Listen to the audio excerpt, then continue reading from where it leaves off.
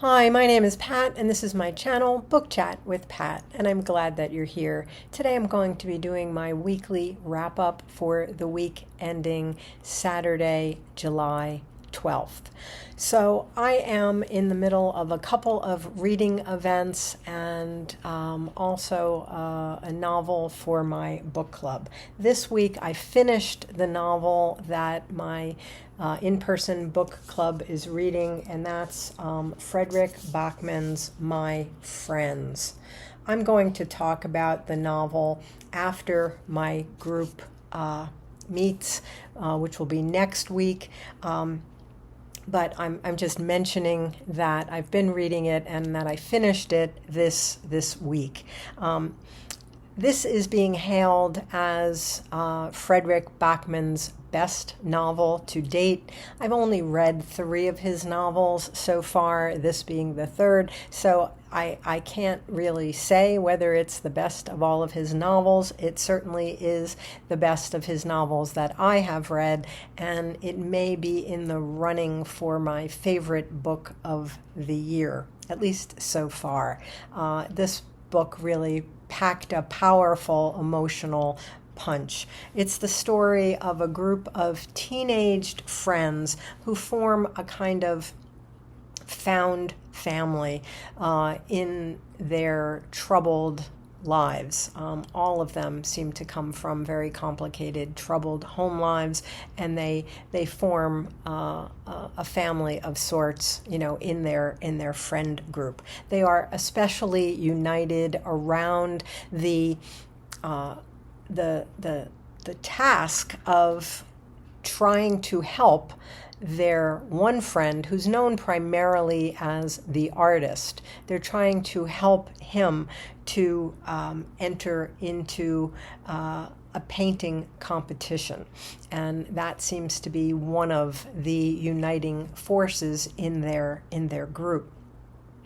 2 decades later, we have the character of Louisa, who is 17 years old, about to turn 18, and she's aging out of the foster care system. She has an obsession with this painting that was painted by this painter from, the group 20 years before. And she just so happens to quite literally run into this painter now in his middle age, and he's very ill. We see sort of this collision of 2 worlds as these friends from the past, from 20 years ago, their world begins to intersect with Louisa's world in the present tense. I'm going to talk more about this after my group has had a chance to meet. I've just been hearing a little bit from some of my friends who are in that group, and people all seem to have been really moved by this book so far, at least the people that I've heard from. So I'm really looking forward to our discussion, and then I want to discuss it here. And there's several of my BookTube friends who are either about to read this or who are in the middle of reading it, and a few who have already read it, and it seems like everybody's just sort of really looking forward to talking about this book. This may be the new book that I start putting in the hands of everyone that I love, just as Leonard and Hungry Paul was, for the past several months. In addition, we're continuing with the Summer of Steinbeck, where right now we are in the middle of reading East of Eden. In June, we read Grapes of Wrath. Our book for July is East of Eden. This is one of the 2 epics, along with Grapes of Wrath from Steinbeck's career. He said that everything that he had written up to the point that he wrote East of Eden was just preparation for his writing of this, his magnum opus. This is a saga of the Trask family and the Hamilton family in Salinas Valley, California. Now, the Hamilton family is actually Steinbeck's real family. His mother was a Hamilton. She was Olive Hamilton, who's a character in the book. And his grandfather was Samuel Hamilton, who is also a character in the book. So there's this weird intertwining of actual historical family members, real people, with the fictional Trask family. They are, kind of almost mythological in scope. As I've said in other videos, this novel is a kind of a retelling of the 4th chapter of Genesis, which is the Cain and Abel story, and that story gets told and retold throughout the course of this novel, where various characters represent Cain figures and Abel figures.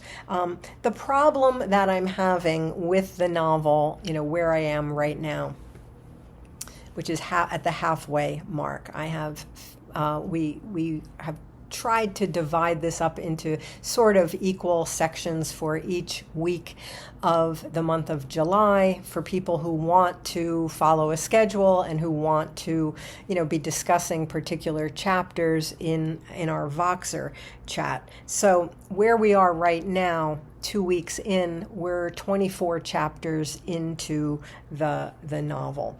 The problem that I'm having with, the novel where we are right now is that one of the characters, sometimes she's known as Kathy, sometimes she's known as Kate, depending what part of the novel you're reading. She is depicted as the absolute symbol of all that is evil.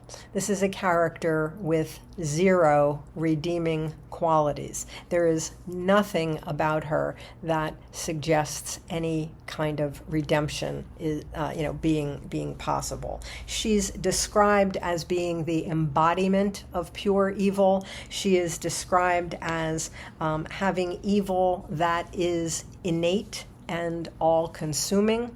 She is completely without empathy for other characters. She has no potential for human kindness.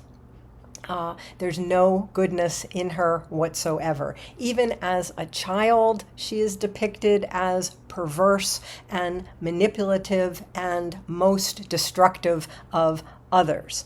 She is described as a monster at birth. And while many characters are deceived by her throughout the course of the novel, there are others who perceive this evil as soon as they meet her, as soon as they come in contact with her. But she's, continually described as a monster and as a demon.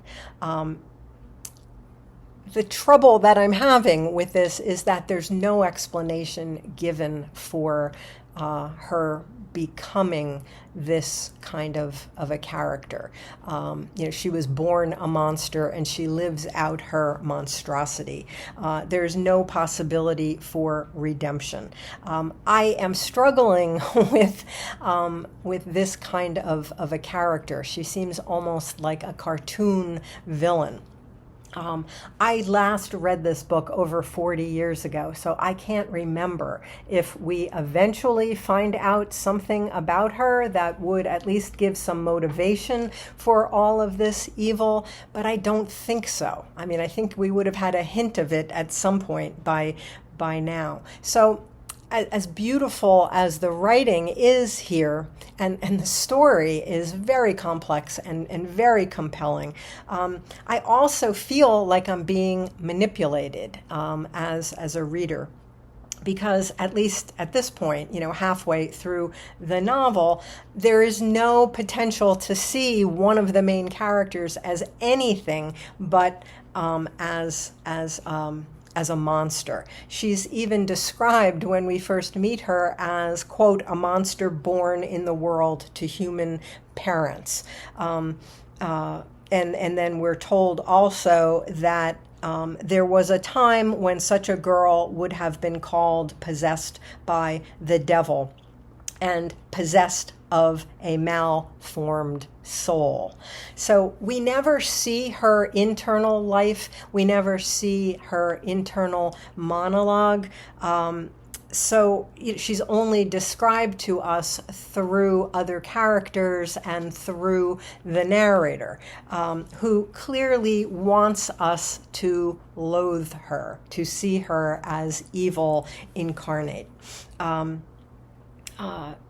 Sometimes the physical descriptions of her also are meant to make us link her to a serpent, as well. So if we do eventually learn something about her that will explain why she is the way she is, it's coming in the second half, and I don't remember it from 40 years ago. We'll see. But right now, I'm struggling with her absolute and unexplained evil. But we'll see. We're reading about 150 pages a week, so we'll see what I think next week. So bear with me. We also are in right now week 2 of Rocket Summer, an event that was created by Michael K. Vaughan and an event of which I am a co-host. Week 2 is devoted to classic science fiction from the 1940s. I'm going to do a separate video on my readings for Rocket Summer, just as I did last week and as I did last summer as well. So on Monday there will be a video on all of my readings for week 2. But so far, what I have read in week 2 is a bunch of short stories by some of the classic science fiction greats. Gareth at Book Songs and Other Magic, Gareth and I have picked out stories from the Wesleyan Anthology of Science Fiction, and we've picked out stories from here that we're reading for each week. This week, the one story that we read together was Theodor Sturgeon's Thunder and Roses from 1947. I also read another Theodor Sturgeon story from the Science Fiction Hall of Fame, Volume 1, and that was the 1941 short story Microcosm God.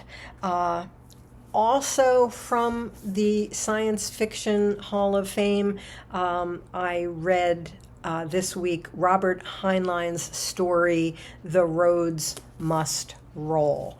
I'm going to talk about all of those stories in my science fiction video that's coming up on Monday. Additionally, this week I've been reading from my favorite of the classic science fiction writers, and that's Ray Bradbury. I've been reading from his collection.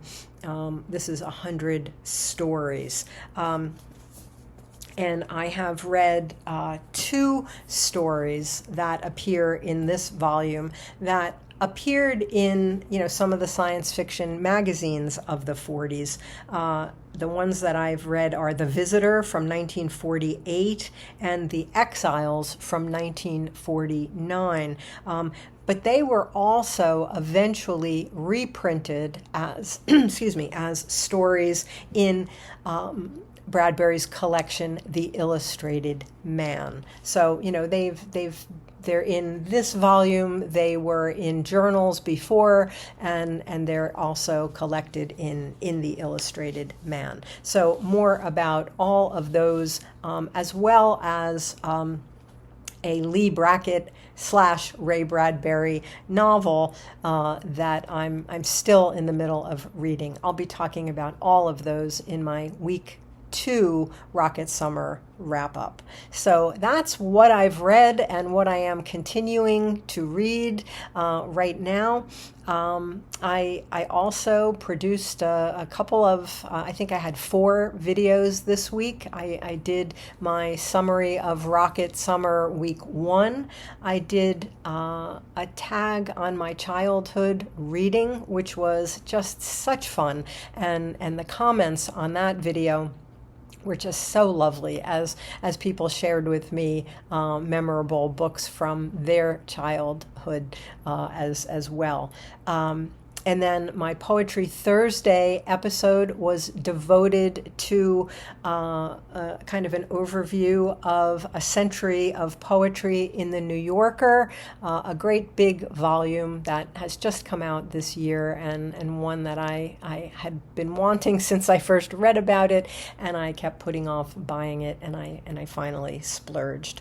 So I talked about that for Poetry Thursday, and now this, my weekly wrap up. So my 4th video for the week. Coming up next week will be more Rocket Summer, more Summer of Steinbeck, another 150 pages of East of Eden, some Jane Austen as well, and I'm also hoping, I'm working on it now, to have another installment in my series on books that I loved to teach. So all of that coming up next week. So as always, I thank you for watching. I hope that you're doing well. I'll speak with you again soon. Take care.